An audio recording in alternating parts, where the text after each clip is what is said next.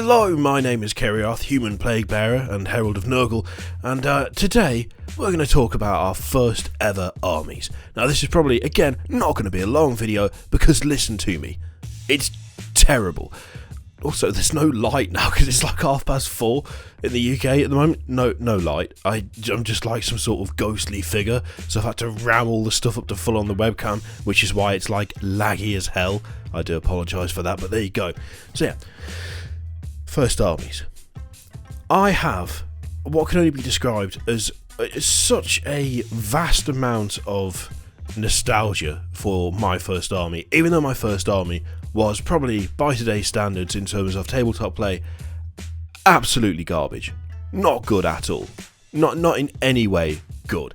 So when I first started playing 40k, I was kind of recommended to look at Space Marines by my friends. It was like, well, you've never played the game before. Space Marines are a good jumping on point, they're a good entry point, relatively easy to paint, relatively easy to play, especially compared to some of the other armies.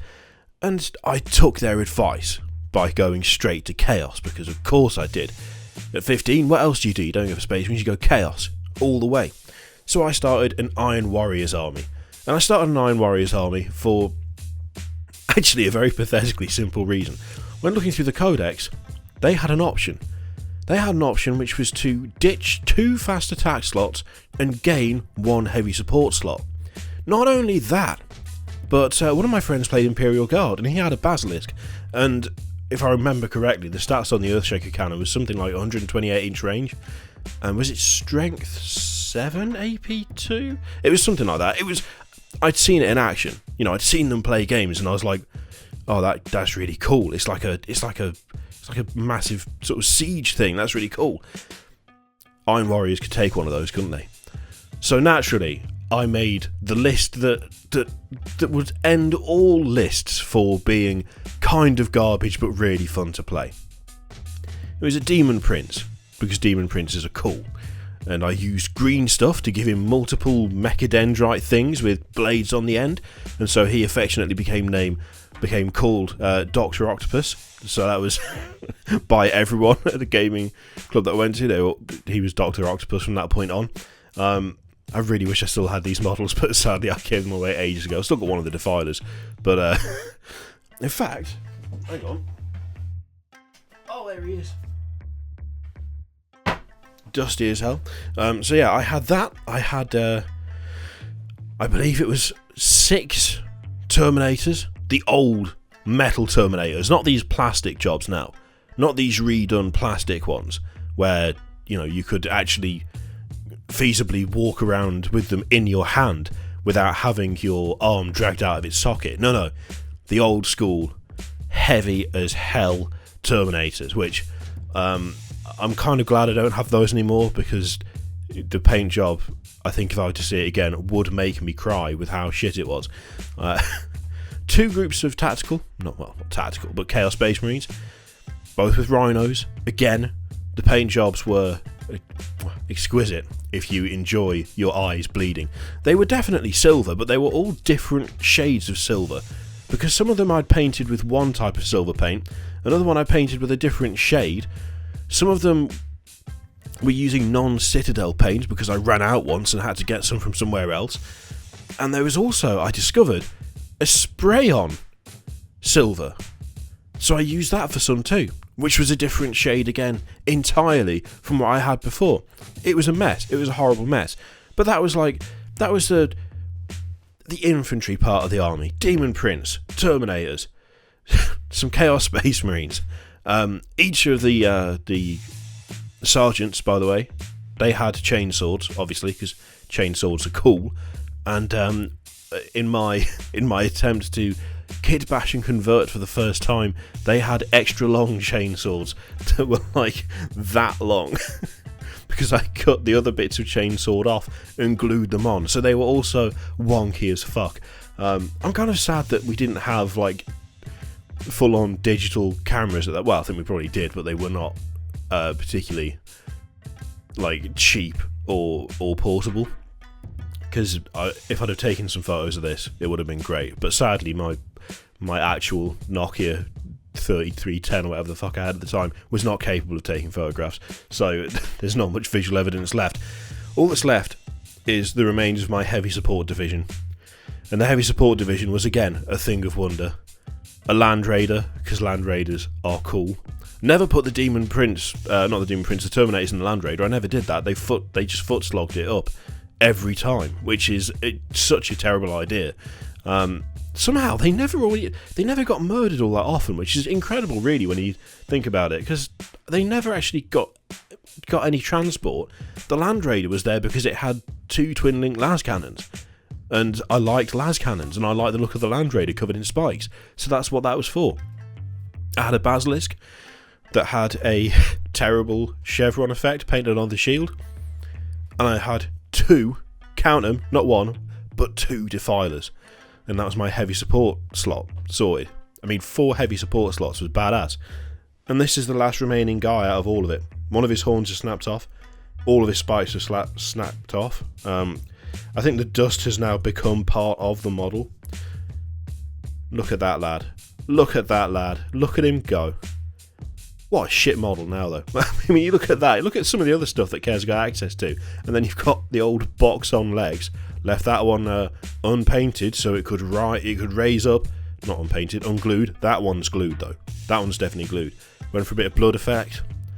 They're achieved by apparently just dry brushing orange onto the claws. So that was very well done. Oh, and you can see some of the chevron there. Look how straight that is. Oh my god, it's so bad. And there was also a flame motif as well for my Iron Warriors.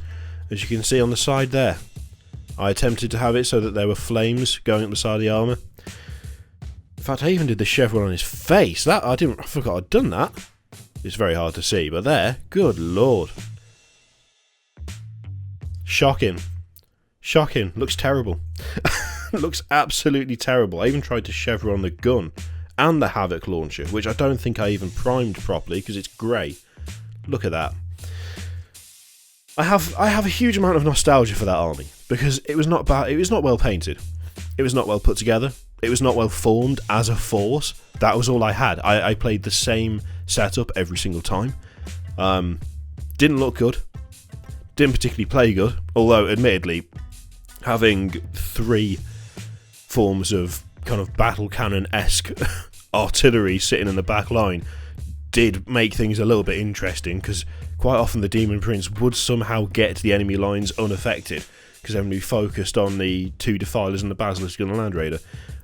And, of course, the Chaos Space Marines, because they'd be laying down a bunch of bolter fire, and heavy bolters. I liked heavy bolters as well. Really, in terms of anti-tank, I was not doing great, but it won occasionally. It won occasionally, and those are the points that I remember the most.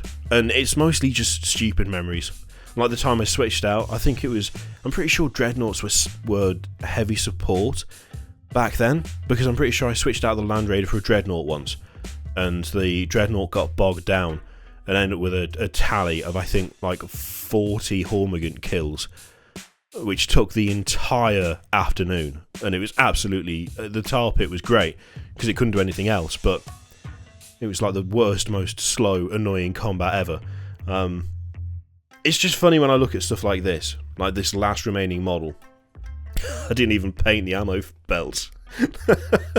Didn't even prime them. Look, they're just grey plastic. Christ.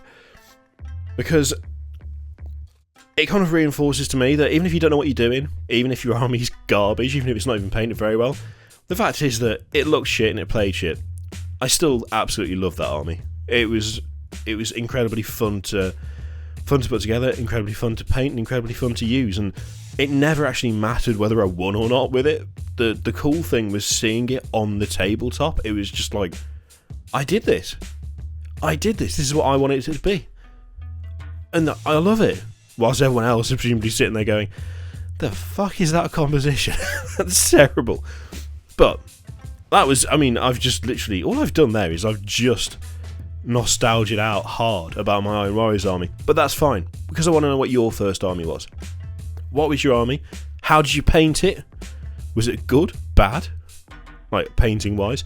traditional colour scheme, or did you go a little bit mental with it? Did you go a bit crazy? What was the composition? Was it effective? Did you look up how to make an effective army? Or did you do what I do, which is go, I like that, yeah, that's cool, I'll have that. I'd be really interested to see what you guys had for your first forces, because I think your first army is always something special, even if when you look at it, it absolutely either was not something special or was something really special. It's nice to look back at what gets you into the hobby, though. The thing that sets it all off. And my own Warriors army definitely set me off, because following that I had like Necrons and 13th Company and Orcs, and if I hadn't enjoyed it as much as I did, then I wouldn't be doing what I do now. And that terribly painted, snapped, awfully chevroned. I've just remembered why this leg has got a load of crap all over it. I had a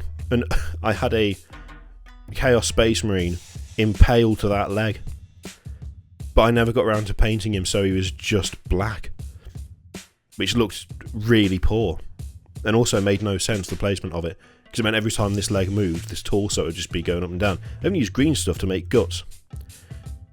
I didn't even prime the inside of this leg. I didn't even prime the bottom of the bloody Defiler. Look at it. Oh my god, I'd forgotten how utterly terrible a job I did with this. Anyway, from me and the mostly painted Defiler, we'll say goodbye. I want to know what your first army was, what it was comprised of, what you painted it like, and I'm going to go away and put this in the bin. Thank you very much for watching. There's the usual array of crap to click all over the screen, links, videos, whatever. Click them if you like, you don't have to. And I really look forward to reading the comments on this one. So go for it. Tell me what you got. I'll see you next time. Toodaloo.